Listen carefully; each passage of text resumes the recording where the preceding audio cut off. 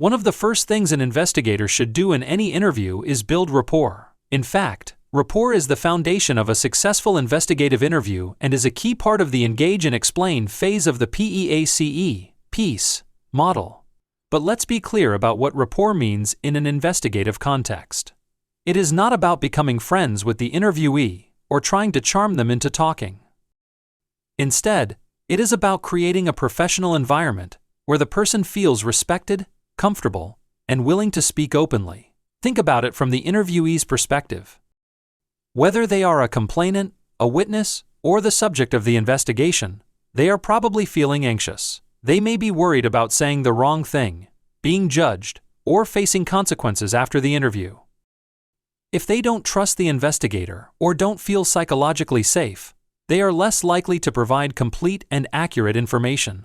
Building rapport helps reduce that anxiety and encourages honest communication. Rapport also serves another important investigative purpose. It allows you to establish a baseline for the interviewee's normal communication style. By starting with simple, non-threatening questions, you observe how they normally speak, how quickly they answer, their pace, tone, and general mannerisms when discussing ordinary topics.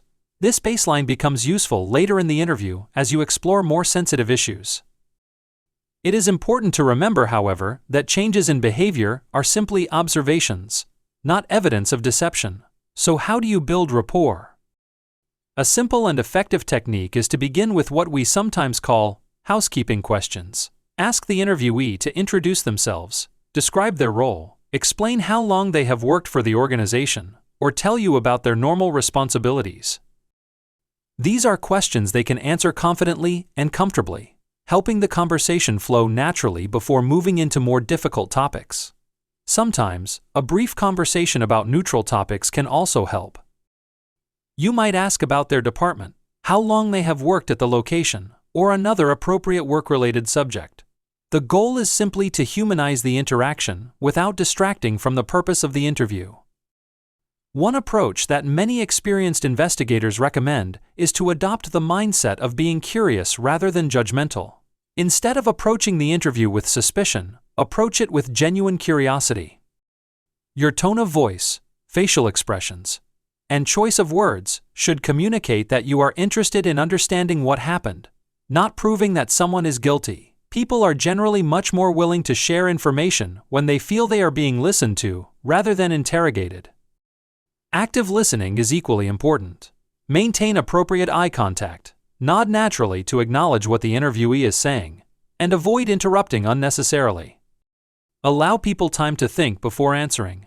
Silence can feel uncomfortable for investigators, but it often encourages interviewees to continue speaking and provide additional details. While building rapport, investigators must also maintain professional neutrality. There is an important difference between empathy and sympathy. Empathy means recognizing that the interview process can be stressful and acknowledging those feelings. For example, you might say, "I understand this may not be an easy conversation, and I appreciate you taking the time to speak with me today."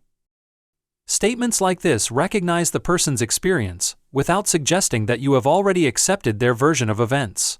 Sympathy, however, crosses a line. Statements such as, "I'm so sorry this happened to you," or "that must have been terrible," imply that the investigator has already formed an opinion about the facts. Likewise, investigators should never offer false reassurance by saying things like, "Everything will be fine," or "Don't worry, your job is safe." These are promises the investigator is not in a position to make and may create unrealistic expectations or legal complications later. The way rapport is built may also vary depending on the type of investigation.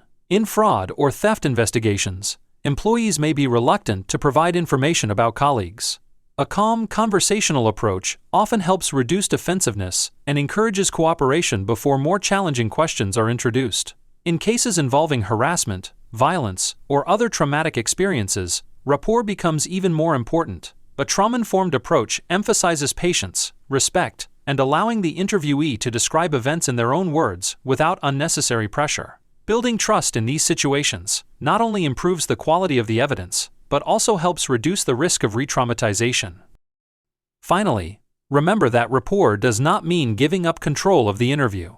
The investigator should remain friendly but professional, maintaining what many practitioners describe as a warmly neutral manner. The interview should feel respectful and conversational, but it should also remain structured and purposeful. Professional boundaries are equally important. Physical contact, even when intended as a gesture of comfort, should generally be avoided because it may be misunderstood or make the interviewee uncomfortable.